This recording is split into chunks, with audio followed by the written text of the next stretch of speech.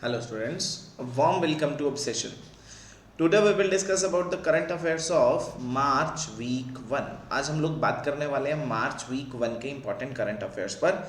अच्छे तरीके से आप लोगों को देखना है, समझना है और उसके साथ साथ जो भी इंपॉर्टेंट इन्फॉर्मेशन आप लोगों को दी जाए उसे भी आप लोगों को अच्छे तरीके से देखना है। साथ साथ प्रीवियस वाली जो मैंने दिसंबर से करंट अफेयर शुरू कर रखे हैं, प्लीज उन वीडियोस को पहले देख कर आएं क्योंकि बहुत सारे बेसिक पॉइंट उसके अंदर कवर किए हुए हैं। स्टार्टिंग से, मार्च से नहीं, पुराने वाली वीडियोस जरूर देखें। ओके, चलो तो स्टार्ट करते हैं अपने पहले न्यूज़ के साथ। और आज का हमारा पहला न्यूज़ क्या आता है, देखो। न्यूज़ है द आइकॉनिक वानखेड़े स्टेडियम। सभी ने सुना है Wankhede stadium. Wankhede stadium would honour some of the cricket greatest name. Wankhede जो स्टेडियम है उसके अंदर बहुत सारे गेट हैं, स्टैंड हैं, तो अलग अलग स्टैंड का नाम, गेट का नाम किसी क्रिकेटर के नाम पर रख दिया गया है। कौन से स्टेडियम में? वानखेड़े स्टेडियम में। वानखेड़े स्टेडियम के अंदर जो स्टैंड है उसका नाम रवि शास्त्री स्टैंड रख दिया गया है। कौन सा स्टैंड? रवि शास्त्री स्टैंड। ऐसे ही गेट्स के नाम रख दिए गए दिलीप सरदेसी के नाम पर, एकनाथ सोलकर के नाम पर, डायना एदुल्जी के नाम पर। तो वहां पर गेट्स के नाम ये महान क्रिकेटर्स के नाम पर रख दिए गए हैं और स्टैंड का नाम रवि शास्त्री जी के नाम पर रख दिया गया है। कहां पर? वानखेड़े स्टेडियम। बस इतना सही था कि वानखेड़े स्टेडियम, मेन ये स्टैंड का नाम थोड़ा सा याद रख लेना, हमारे देश के महान क्रिकेटर रवि शास्त्री जी के नाम पर रखा गया है। क्लियर है? बहुत ही छोटा सा न्यूज था। आगे बात करते हैं union minister of youth affair and sports doctor Mansukh Mandaviya. पहली बात तो ये पता चला यूथ अफेयर के मंत्री कौन है, स्पोर्ट्स के मंत्री कौन है। स्पोर्ट्स खेलकर मन में सुख आ जाता है ना, जैसे स्पोर्ट्स खेलते हैं तो मन में सुख शांति का आभास होता है। तो याद रख लेना, मन में सुख आता है स्पोर्ट्स खेलकर, यूथ के साथ टाइम बिताकर मन में सुख आता है। तो यूथ और स्पोर्ट्स के मिनिस्टर कौन है? मनसुख मंडाविया। अभी हाल ही में इन्होंने अनवेल किया है एक logo of India's pioneering sporting initiative. India के अंदर होने वाला है वर्ल्ड का पहला franchise based road cycling league. Very important. India में पूरे वर्ल्ड की पहली रोड साइकिलिंग लीग जिसका भी हाल ही में लोगो अनवेल किया हमारे youth affair minister Mansukh Mandaviya ji ने। तो बात ये चल रही है world first franchise based road cycling league होनी कहां पर है? वेरी इंपॉर्टेंट पॉइंट, ये होनी है अहमदाबाद गुजरात के अंदर। अहमदाबाद गुजरात के अंदर होने वाली है नवंबर 2026 में। क्या चीज? वर्ल्ड की पहली franchise based road cycling league. World की पहली franchise based road cycling league होने वाली है। कहां पर? गुजरात के अंदर। तो याद रखना है जिसका अभी हाल ही में लोगो अनवेल हुआ है, गुजरात के अंदर होने वाली है वर्ल्ड की पहली रोड साइकिलिंग लीग। गुजरात में कहां पर? अहमदाबाद में। क्लियर हो गई बात? गुजरात की बात चल रही है। तो सर गुजरात के बारे में और बता दो। एक तो पता चल गया वर्ल्ड की पहली franchise based road cycling league Gujarat Ahmedabad में होनी है नवंबर 2026 में। दूसरा, अभी हाल ही में सेमीकंडक्टर असेंबली अभी हाल ही में कहां पर हुई? सेमीकंडक्टर असेंबली भी अभी हाल ही में गुजरात के अंदर हुई है। यूएस बेस्ड जो मैक्रॉन टेक्नोलॉजी है उन्होंने इंडिया के अंदर इन्वेस्ट किया 22,516 करोड़ रुपए। और ये समिट अभी हाल ही में कहां पर हुई? सेमीकंडक्टर असेंबली बोल सकते हैं। सेमीकंडक्टर असेंबली कहां पर हुई? गुजरात के अंदर। और न्यूज क्या है सर? गुजरात इंडिया का ऐसा स्टेट है ना जो सबसे ज्यादा रीन्यूएबल एनर्जी कैपेसिटी अपने अंडर लिए हुए है। पूरे ऑल ओवर इंडिया का 16.5% जो रीन्यूएबल एनर्जी है वो गुजरात से आती है। बिल्कुल सही। गुजरात के बारे में ये पॉइंट हमें पता चले। साथ साथ हमें पता चला जो सेंट्रल बैंक डिजिटल करेंसी है ना, जो ई रुपीज है, ई रुपीज को सबसे पहले पीडीएस सिस्टम में में लॉन्च करने वाला इंडिया का कौन सा स्टेट बना गुजरात, कौन सा शहर बना गांधीनगर।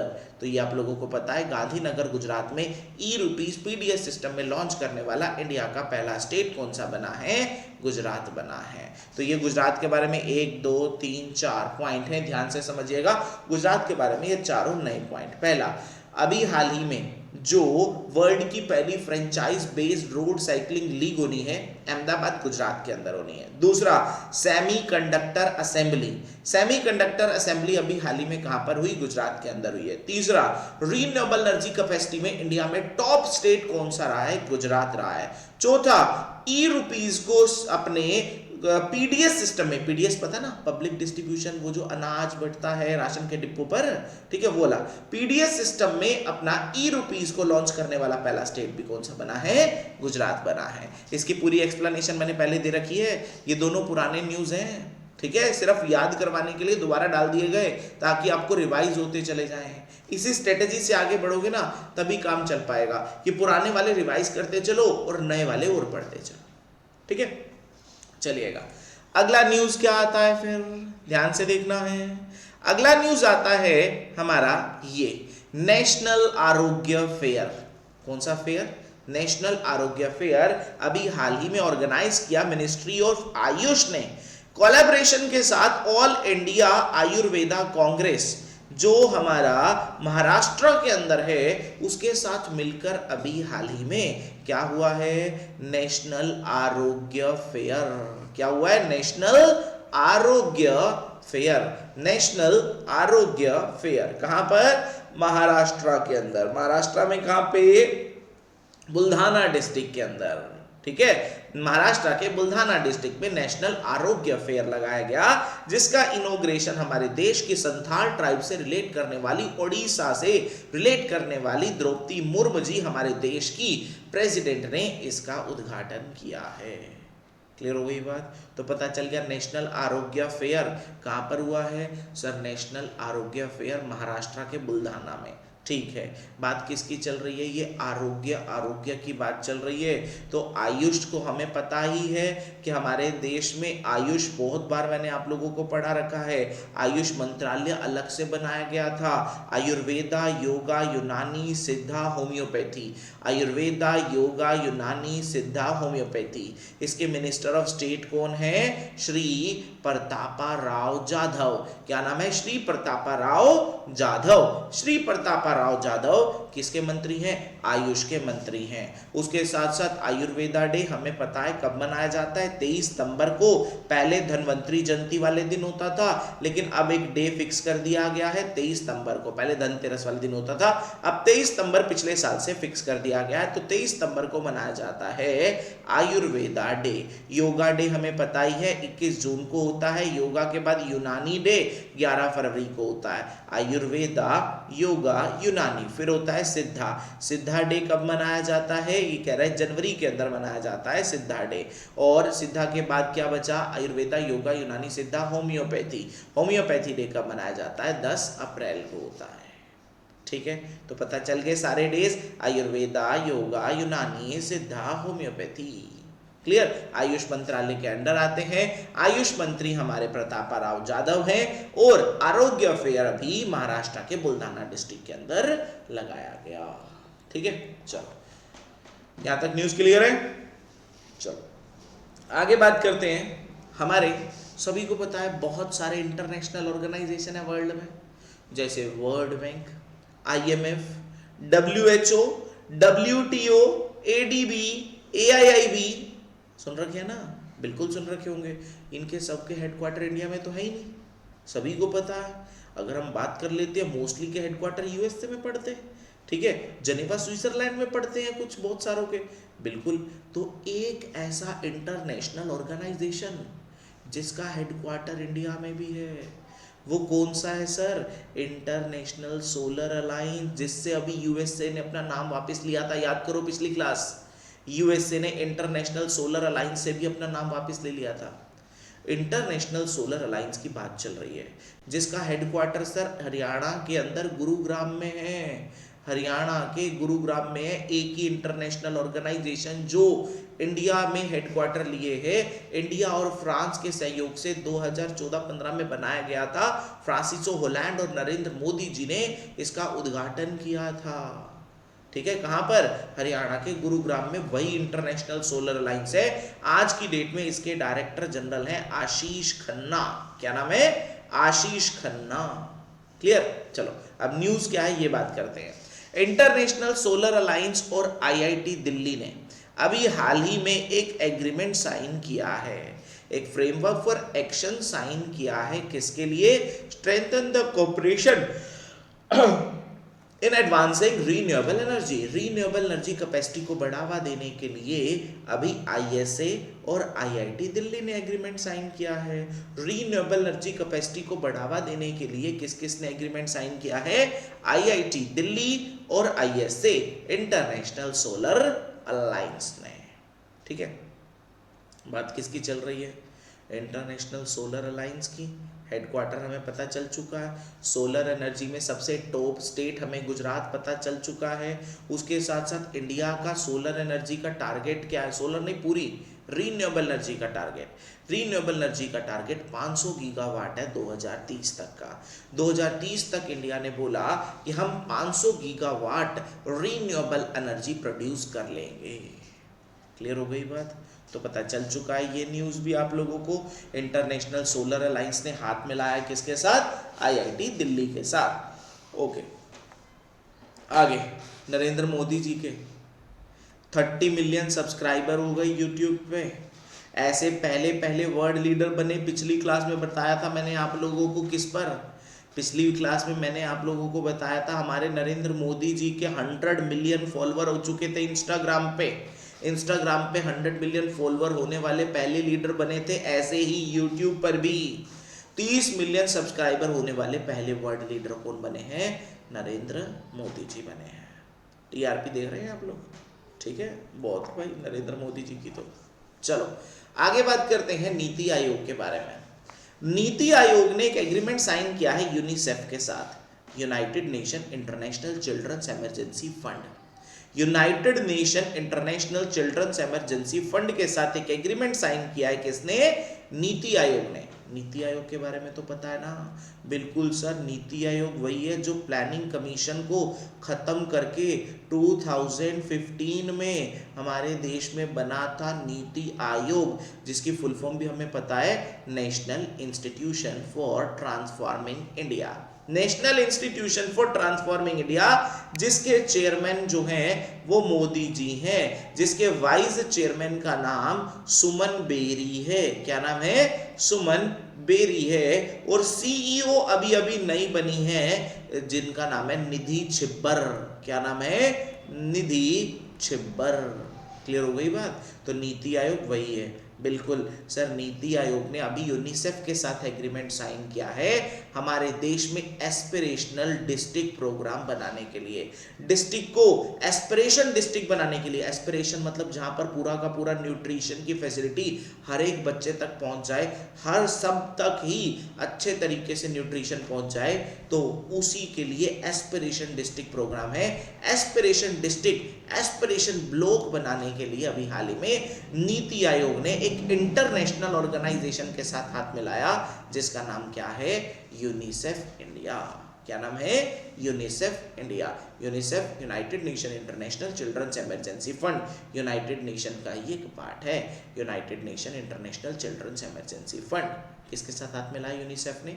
नीति आयोग के साथ। ठीक है, चलो तो ये पता चल गया।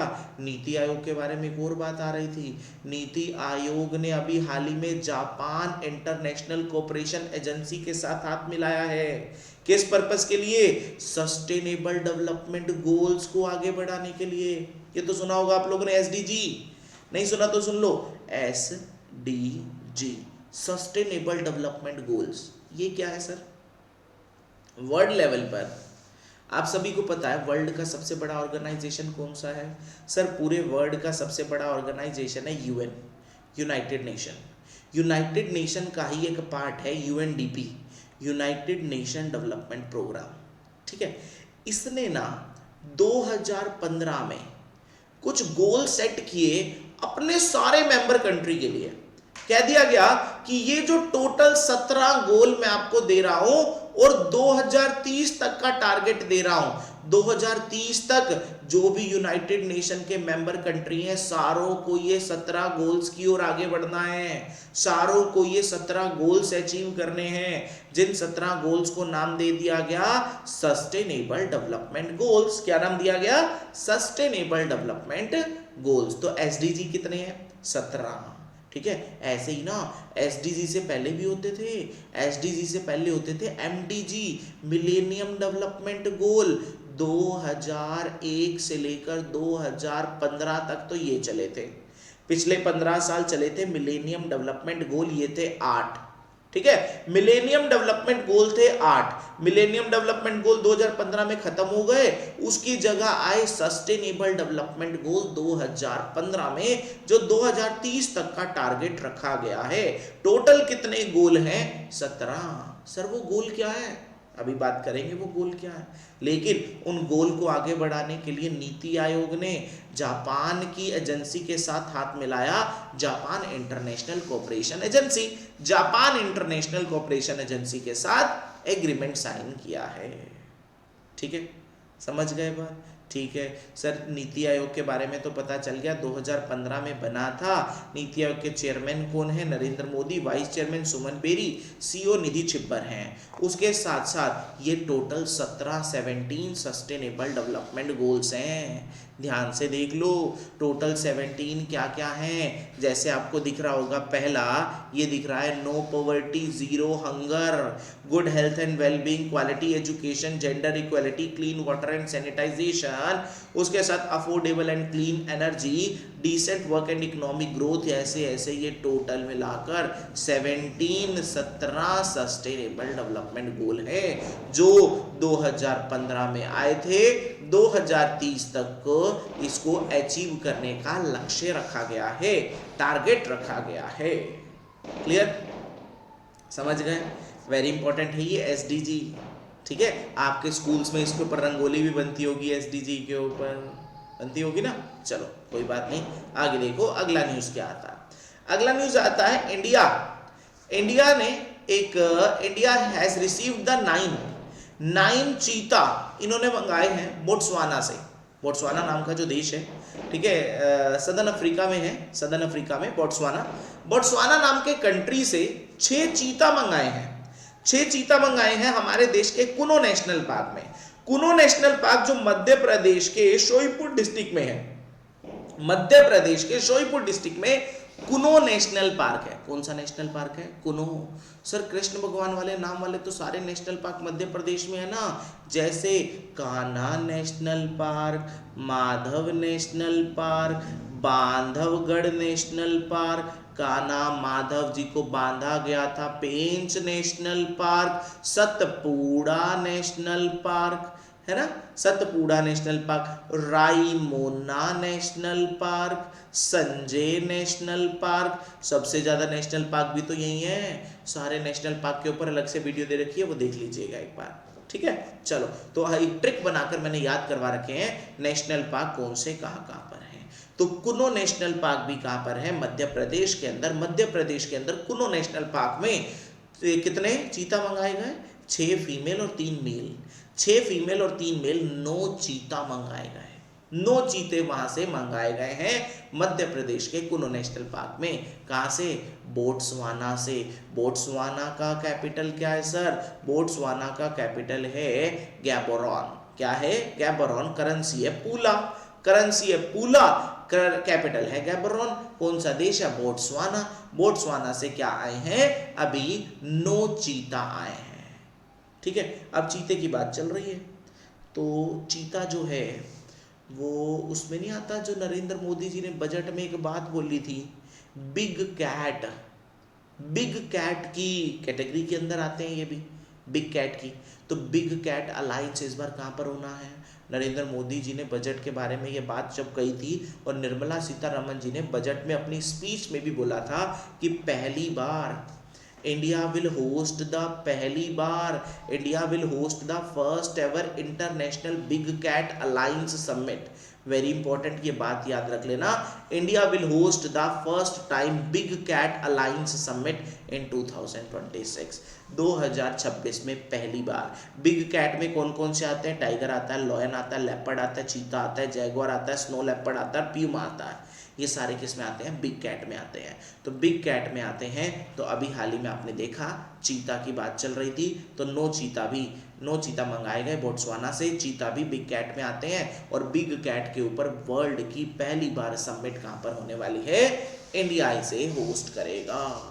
ठीक है, पहली बार इंटरनेशनल बिग कैट अलायंस, ये वेरी इंपॉर्टेंट न्यूज है।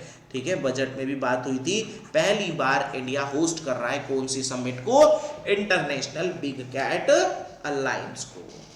ठीक है, चलिएगा अगले न्यूज पर चलते हैं।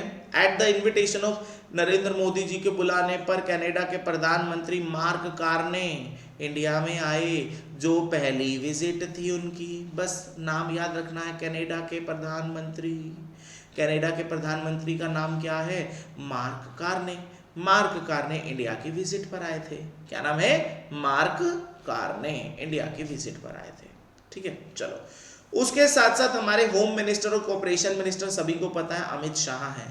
अमित शाह जी ने अभी हाल ही में soft launch 4 digital tools formally unveiled किए। एक है हमारा प्रगति फीमेल्स के लिए और विकास मेल के लिए। विकास मेल के लिए और प्रगति फीमेल्स के लिए अभी हाल ही में डिजिटल टूल्स को लॉन्च किया गया है सेंसस में। सभी को पता है सेंसस शुरू हो रहा है सर 2027, सेंसस शुरू हो रहा है। सेंसस की बात चल रही है, सभी को पता है ये इस बार का कौन सा सेंसस है? सर इस बार इंडिया में 16th सेंसस हो रहा है और इंडिपेंडेंट इंडिया का 8th सेंसस है। सेंसस के अंदर अभी हाल ही में 2 मास्कोट लॉन्च किए गए, फीमेल के लिए प्रगति और मेल के लिए विकास। फीमेल के लिए प्रगति, ये आपको इनके पीछे दिख रहे होंगे, ये विकास, ये प्रगति। जब भी सेंसस वाली ऐप खुलेगी तो ये मास्कोट आपको मास्कोट समझते हैं ना, शुभंकर, किसी चीज की पहचान बना देते हैं ना, शुभंकर। तो ऐसे ऐसे कार्टून है, ये कार्टून्स लॉन्च किए हैं प्रगति और विकास। प्रगति और विकास होम मिनिस्टर ने लॉन्च किए हैं, क्योंकि सेंसस का सारा काम किस में आता है? होम मिनिस्ट्री में आता है ना, ये तो पता ही होगा। ठीक है सर, सेंसस को करवाता कौन है यार? ये तो इंपॉर्टेंट क्वेश्चन है। इंडिया में सेंसस की बात चल रही है, सेंसस के बारे में तो सारी बातें देखेंगे। सेंसस को करवाता कौन है? Registrar general of India. Sir India के रजिस्ट्रार जनरल कौन है आज की डेट में? सारी बातें ध्यान से देखो। तो सेंसस के बारे में प्रगति पता चल गया और विकास पता चल गया, मास्कोट लॉन्च हुए हैं। सेंसस इस बार 2 फेजेस के अंदर होना है, वर्ल्ड का सबसे बड़ा सेंसस है। इसके लिए जो प्लेटफॉर्म बनाया गया है, आप सभी को पता है इस बार ऑनलाइन सेंसस है, ऑनलाइन पॉपुलेशन जनगणना होनी है। तो इसके लिए जो डेवलप किया गया डिजिटल प्लेटफॉर्म, वो किस कंपनी ने बनाया? सीडेक। कौन सी कंपनी ने बनाया है? सीडेक ने बनाया है, जो डिजिटल प्लेटफॉर्म है। ठीक है, जो आपके घर टैब लेकर आएंगे या आप ऑनलाइन भी डाल सकते हैं। सीडेक ने उस प्लेटफॉर्म को बनाया है, ऑनलाइन डिजिटल प्लेटफॉर्म सेंसस का। ठीक है, उसके साथ साथ 2 फेजेस में होना है, फेज 1 और फेज 2। ठीक है, यहाँ पर देख सकते हैं फेज 1 के अंदर किसका डाटा लिया जाएगा, फेज 2 के अंदर किसका डाटा कलेक्ट किया जाएगा। ठीक है, उसके साथ साथ इस बार पहली बार 1931 के बाद पहली बार सेंसस में इंक्लूड होगा, क्या इंक्लूड होगा? Caste data. क्या इंक्लूड होगा? कास्ट बेस्ड डाटा इंक्लूड होगा 1931 के बाद पहली बार। ठीक है, पहली बार डिजिटल सेंसस हो रहा है 2027 वाला। सेंसस को करवाता कौन है? आपको पता ही है, ये करवाता है रजिस्ट्रार जनरल, या जिसका दूसरा नाम है सेंसस कमिश्नर। होम मिनिस्ट्री में आते हैं। कौन सी मिनिस्ट्री में आते हैं? होम मिनिस्ट्री में आते हैं सेंसस कमिश्नर और रजिस्ट्रार जनरल। हमारे देश में पहली बार सेंसस 1872 के अंदर और पहला लगातार वाला जो 10-10 साल वाला 1881 के अंदर हुआ था। इंडिया में 15 बार अभी तक हो चुका है और अगले साल जो 2027 वाला है वो 16वां सेंसस है। कौन सा है? 16वां, जिसका इस बार का थीम क्या रखा गया? जन भागीदारी से जन कल्याण। जन भागीदारी से जन कल्याण इसका थीम रखा गया। जब पहली बार सेंसस हुआ था तो उस समय सेंसस किसने करवाया था? WC प्लॉडन ने। WC प्लॉडन ने करवाया था पहला सेंसस। उस समय सेंसस कमिश्नर WC प्लॉडन थे, क्योंकि करवाता कौन है? Census commissioner. सर आज की डेट में सेंसस कमिश्नर कौन है? मृत्युंजय कुमार नारायण। मृत्युंजय कुमार नारायण 2027 वाला सेंसस कौन करवा रहा है? इंडिया के रजिस्ट्रार जनरल ऑफ इंडिया कौन है, या सेंसस कमिश्नर भी बोल सकते हैं, वो कौन है? मृत्युंजय कुमार नारायण। क्या नाम है? मृत्युंजय कुमार नारायण। क्लियर? समझ गए? चलो, तो सेंसस के बारे में ये सारी बातें पता चल गई। विकास और प्रगति जो मास्कॉट लॉन्च हुए हैं वो भी आपको क्लियर हो गए। ओके, चलिए आगे न्यूज़ पर चले हैं। ठीक है, कंफ्यूज नहीं होना है, बस बार बार चीज़ों को रिवाइज करते चलना है, एग्जाम में ऑप्शन देखकर याद आ ही जाएगा। मृत्युंजय कुमार नारायण जनसंख्या को करवा रहे हैं, सेंसस कमिश्नर हैं। ठीक है, आगे बात करते हैं प्रेसिडेंट ऑफ फिनलैंड। फिनलैंड के प्रधानमंत्री, फिनलैंड जिसकी कैपिटल हेलसिंकी है, वही फिनलैंड के प्रधानमंत्री की बात चल रही है, doctor Alexander Stubb. Doctor Alexander Stubb जो इंडिया के अंदर आए चीफ गेस्ट बनकर। कहां पर? सर ये ना रायसीना डायलॉग, अभी ना क्लैट का पेपर हुआ था, उसमें ये क्वेश्चन पूछा था क्लैट में, तो CUET में भी आ सकता है। क्लैट में आया हुआ था रायसीना डायलॉग वाला। ठीक है, तो बात क्या चल रही है, हमारा रायसीना डायलॉग हुआ था, तो रायसीना डायलॉग में चीफ गेस्ट बनकर आए थे फिनलैंड के प्रधानमंत्री अलेक्जेंडर स्टब। क्या नाम है? Alexander Stubb. समझ में आ गया? ये रायसीना डायलॉग क्या है? एक सम्मेलन होता है Raisina dialogue. Raisina dialogue India का प्रीमियर कॉन्फ्रेंस है जियो पॉलिटिक्स और जियो इकोनॉमिक्स पर। दिल्ली के अंदर होती है हर साल, 2016 से शुरू हुई थी ये। दिल्ली के अंदर जो रायसीना हिल्स है ना, वहाँ पर होती है ये सम्मेलन होता है, समिट होती है, कॉन्फ्रेंस होती है जियो पॉलिटिक्स और जियो इकोनॉमिक्स पर। तो इस बार इसका जो थीम था वो क्या था? क्या नाम है? सम साक्षरा असर्टेशन अकोमोडेशन एंड एडवांसमेंट। ठीक है, तो याद रखिएगा रायसीना डायलॉग। रायसीना डायलॉग में चीफ गेस्ट बनकर कौन आए थे? फिनलैंड के अलेक्जेंडर स्टब। फिनलैंड के प्रेसिडेंट अलेक्जेंडर स्टब आए थे। ठीक है, चलो तो ये भी पता चल गया। अगला न्यूज आता है, सिक्किम गवर्नमेंट ने अभी हाल ही में रीनेम किया पैक्योंग एयरपोर्ट का। पैक्योंग एयरपोर्ट का नाम चेंज करके अभी हाल ही में फ्रीडम फाइटर त्रिलोचन पोखरेल के नाम पर रख दिया गया है। त्रिलोचन पोखरेल के नाम पर रख दिया गया है। कौन सा एयरपोर्ट? पैक्योंग। पैक्योंग एयरपोर्ट कहाँ पर है? पैक्योंग एयरपोर्ट सिक्किम वही है ना, इंडिया का पहला ऑर्गेनिक स्टेट। वही सिक्किम है जो इंडिया का पहला ऑर्गेनिक स्टेट है। सिक्किम ने अभी हाल ही में अपने पैक्योंग एयरपोर्ट का नाम त्रिलोचन पोखरेल के नाम पर रख दिया गया है। त्रिलोचन पोखरेल को गांधी पोखरेल के नाम से भी जाना जाता था।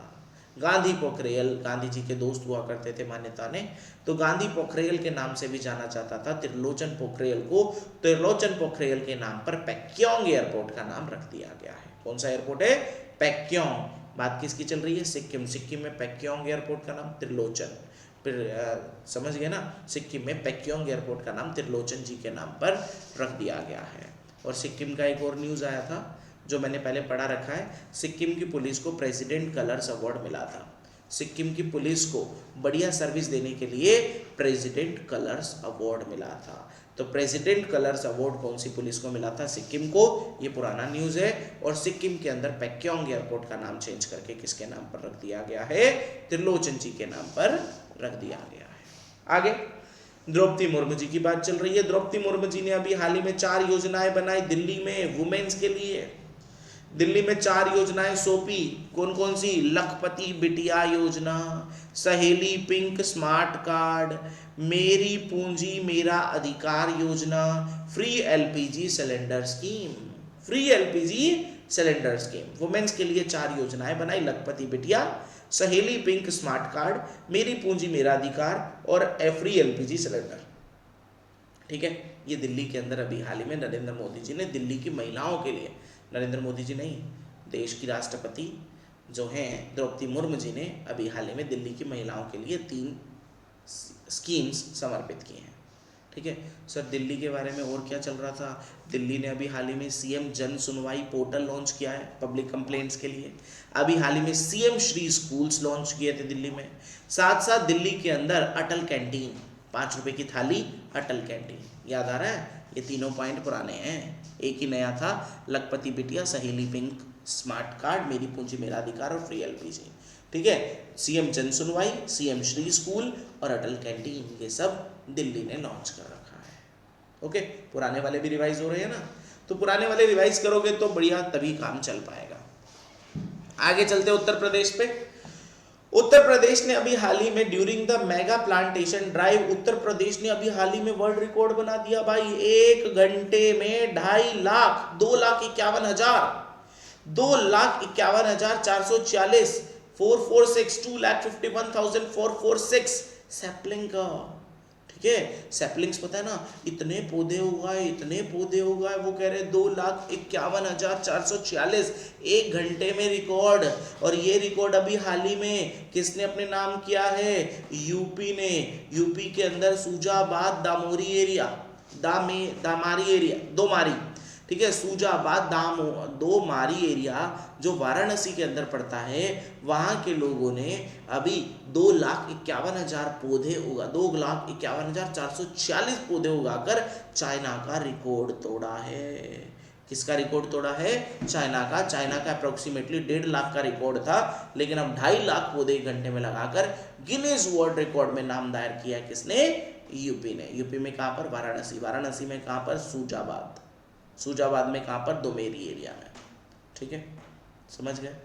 ठीक है, तो यूपी की बात चल रही है। सर यूपी के बारे में तो आपने बताया था, यूपी के अंदर इंडिया की पहली फॉरेस्ट यूनिवर्सिटी गोरखपुर में, यूपी का फाउंडेशन डे 24 जनवरी को मनाया जाता है। यूपी इंडिया का पहला स्टेट बना इकोनॉमिक सर्वे को प्रेजेंट करने वाला।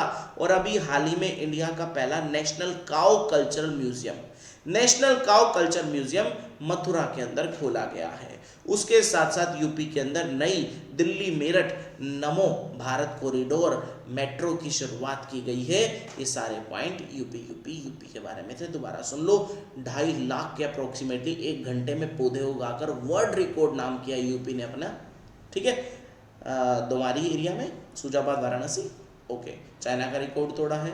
फॉरेस्ट यूनिवर्सिटी गोरखपुर, यूपी का फाउंडेशन डे 24 जनवरी, इकोनॉमिक सर्वे प्रेजेंट करने वाला इंडिया का पहला स्टेट यूपी बना है। पहला national cow cultural centre museum UP के मथुरा के अंदर, और दिल्ली मेरठ नई नमो भारत कॉरिडोर की मेट्रो की शुरुआत की गई है। ठीक है, चलो यूपी भी पता चल गया, रिवाइज भी हो गया। अब बात करते हैं आसाम की बात चल रही है। आसाम एग्रीकल्चर मिनिस्टर अतुल बोरा ने अभी हाल ही में पहला एक्सपोर्ट किया जीआई टैग करबी एंगलोंग जिंजर, जिसको जीआई टैग मिला हुआ है। आसाम का करबी एंगलोंग जिंजर अदरक को जीआई टैग मिला हुआ है। इसका पहला कंसाइनमेंट कहां पर भेजा है? लंदन में भेजा है। ठीक है, कहां पर भेजा है? लंदन में भेजा है। ये मानी तानी जीआई टैग मिली हुई अदरक है, जिसको अभी पहली बार आसाम से लंदन में भेजा गया है। उस अदरक का नाम क्या है? करबी एंगलोंग जिंजर। ठीक है, अच्छी क्वालिटी की जिंजर होगी, तभी तो जीआई टैग मिला है, वहाँ की पहचान बनी है। ऐसी जिंजर कहीं पर नहीं मिलती है। ओके, चलो, तो ये पता चल गया जिंजर के बारे में। बात किसकी चल रही है?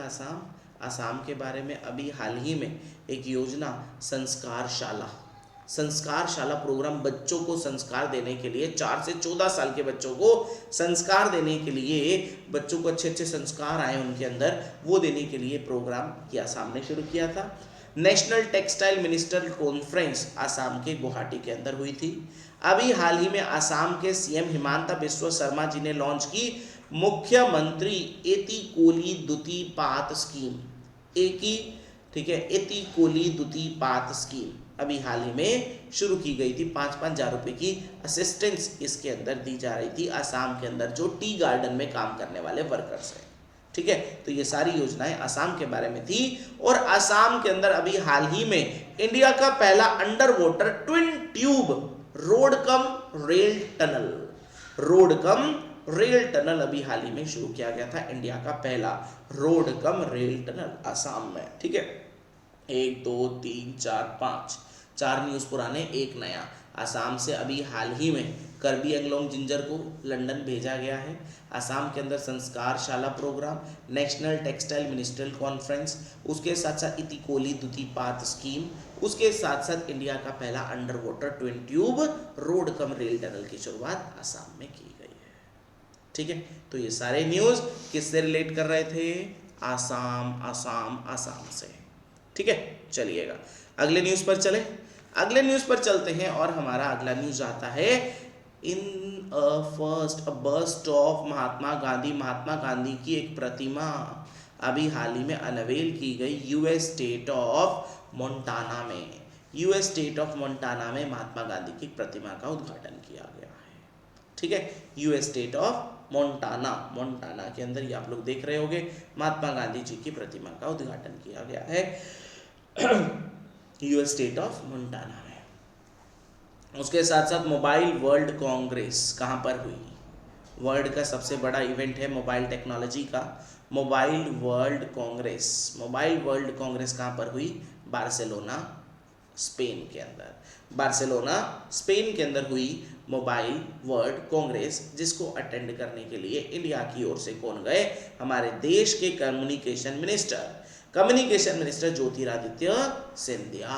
ज्योतिरादित्य सिंधिया हमारे देश के कम्युनिकेशन मिनिस्टर, जिसको अटेंड करने के लिए गए mobile world Congress. Mobile world Congress कहाँ पर हुई? स्पेन में। कहाँ पर? बार्सिलोना में। स्पेन के बार्सिलोना के अंदर मोबाइल वर्ल्ड कांग्रेस हुई।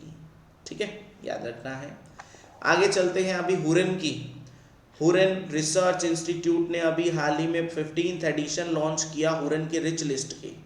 रिच लिस्ट में इंडिया 3rd नंबर पर आया है, पहले पर चाइना, दूसरे पर यूएसए, और अमीरों की श्रेणी में इंडिया जो आया है 308 अमीरों के साथ। इंडिया में 308 ऐसे हैं जो बिलेनियर्स हैं।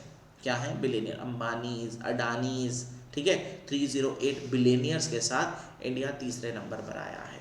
अमीरों में इंडिया तीसरे नंबर पर है, वर्ल्ड में तीसरे नंबर है, पहले पर चाइना, फिर यूएसए, फिर इंडिया है। ठीक है, अमीरों में इंडिया कौन से नंबर पर है? अमीरों में सर तीसरे नंबर पर है। Government e market place celebrated the 7-year journey of the flagship initiative. Government का एक प्लान था स्वायत्त। ई मार्केट क्या होता है? सारा काम ऑनलाइन। ठीक है, ई मार्केट प्लेस गवर्नमेंट का इलेक्ट्रॉनिक मार्केट प्लेस, उसको अभी हाल ही में उसके प्रोग्राम स्वायत्त को अभी हाल ही में, स्वायत्त की फुल फॉर्म याद रखनी है बस, कुछ नहीं। और startup women and youth advantage through E transactions. ठीक है, ई ट्रांजैक्शंस आपको याद रहे तो ठीक है, नहीं तो छोड़ दो, कोई ज़्यादा लंबी चौड़ी बात नहीं है ये न्यूज़, बस ये याद रख लेना, स्वायत्त ई मार्केट प्लेस। ठीक है, जैम की फुल फॉर्म क्या है? Government e market place. स्वायत्त की फुल फॉर्म याद रखना है, startup women and youth advantage through E transactions. ठीक है, ज़्यादा इंपॉर्टेंट नहीं है, देख लीजिएगा बस थोड़ा सा। आगे बात करते हैं, ये इंपॉर्टेंट आ गया। चलो अब एक ना ध्यान से वर्डिंग सुनना मेरी। आप तो मोस्टली सारे कॉमर्स वाले हैं, ठीक है, चलो नहीं भी हैं लेकिन फिर भी पता होगा। हमारे देश में ना जो गवर्नमेंट ऑफ इंडिया है उसके अकाउंट्स को तैयार करने के लिए जो सबसे ऊपर की, मतलब सेंट्रल गवर्नमेंट, स्टेट गवर्नमेंट के डिपार्टमेंट्स होते हैं ना, सेंट्रल गवर्नमेंट, स्टेट गवर्नमेंट के डिपार्टमेंट के अकाउंट्स को बनाने के लिए सबसे मेन जो अथॉरिटी है वो होती है CGA, controller general of accounts. Controller general of accounts. और अकाउंट्स को ऑडिट करने के लिए वो होता है CAG। ध्यान से समझ लो, वो है CGA, वो अकाउंट को तैयार करने के लिए है। और ये कौन है? CAG।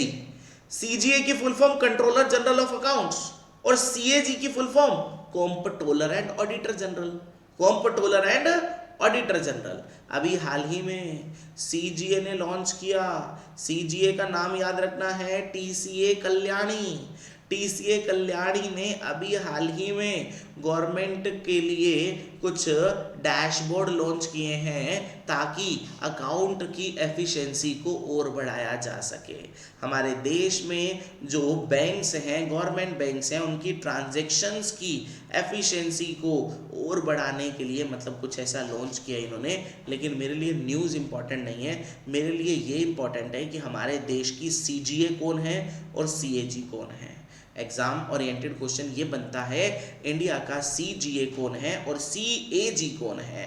सीजीए तो है टीसीए कल्याणी और सीएजी कौन है? संजय मूर्ति। क्या नाम है? संजय मूर्ति। कैग है, सीएजी है संजय मूर्ति और सीजीए है टीसीए कल्याणी। ठीक है, तो नाम याद रखिएगा, टीसीए कल्याणी और संजय मूर्ति। कैग है संजय मूर्ति और सीजीए अकाउंट को बनाने वाले कल्याणी हैं, अकाउंट को ऑडिट करने वाले। सेंट्रल गवर्नमेंट स्टेट गवर्नमेंट के डिपार्टमेंट्स की ऑडिट करने के लिए सीएजी होते हैं और सीएजी की बात चल रही है तो वो कौन है? संजय मूर्ति है। ठीक है, चलो आगे बात कर लेते हैं। आईआरडीआई की बात चल रही है। सर ये आईआरडीआई क्या है? आईआरडीआई हमारे देश में बहुत सारी रेगुलेटिंग अथॉरिटी हैं।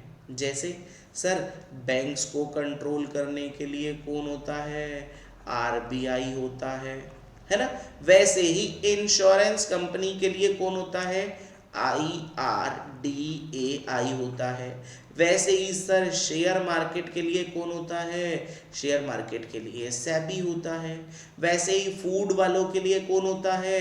सर एफएसएससीआई होता है, food safety and standard authority of India. वैसे ही सोने के लिए कौन होता है? बीआईएस होता है ना। तो इतने आप लोगों को कम से कम ये 5 याद रखने हैं। 1 2 3 4 5। बैंक्स के लिए आरबीआई, इंश्योरेंस कंपनी के लिए IRDAI, insurance regulatory and development authority of India. Share market के लिए SEBI, securities and exchange board of India.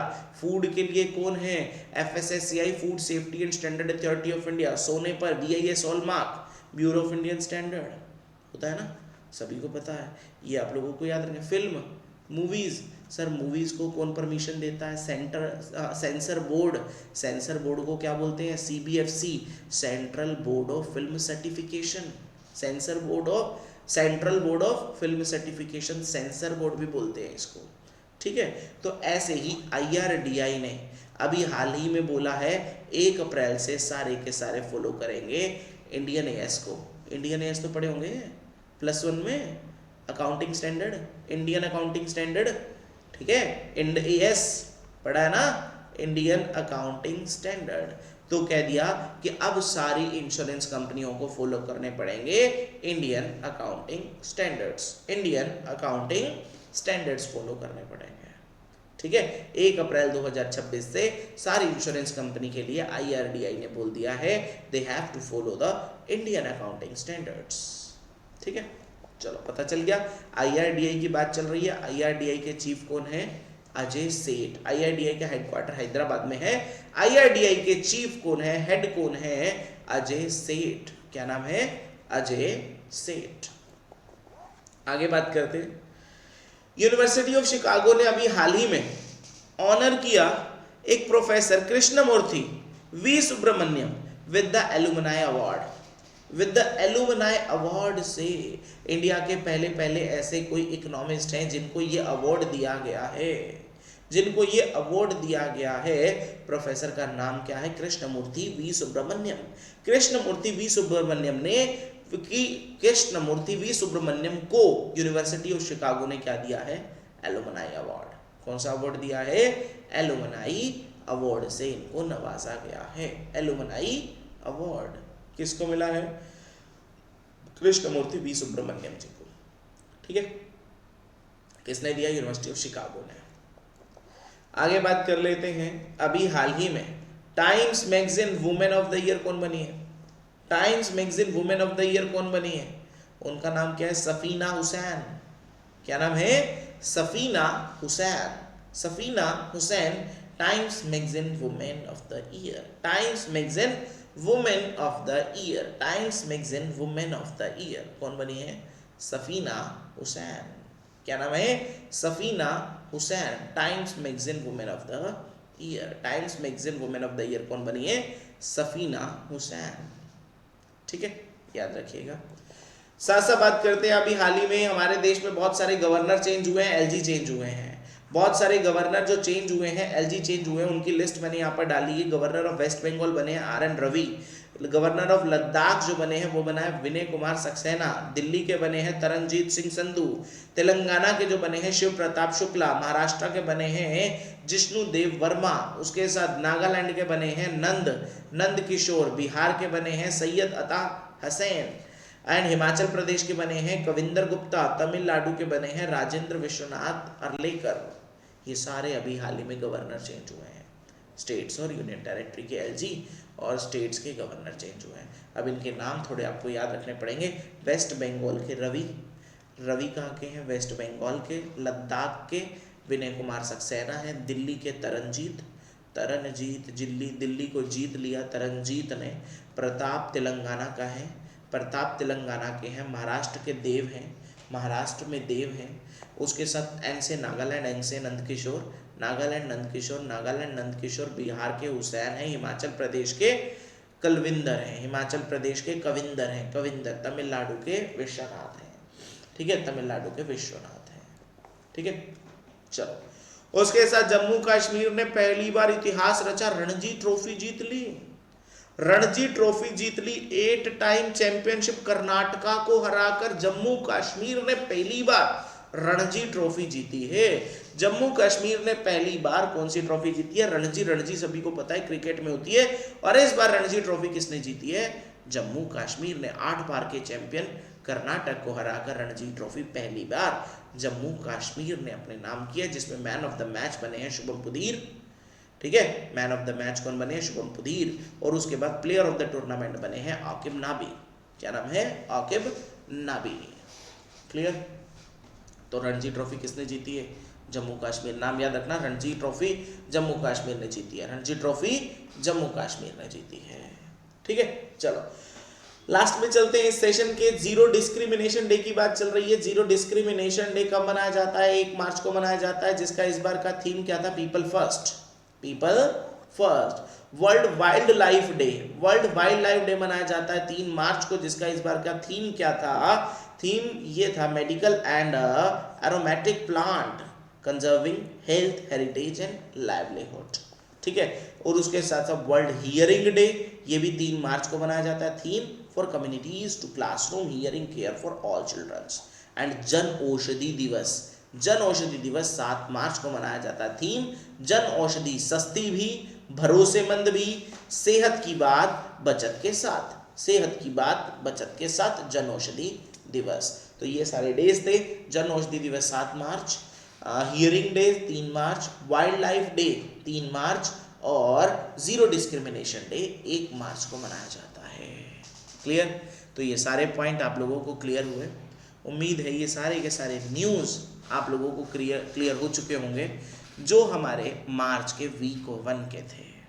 ठीक है, कोई भी डाउट आए तो with the help of a Shubham sir you can easily contact me.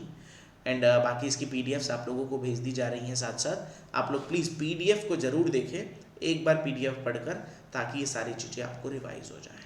Okay, चलिए आज के लिए इतना ही।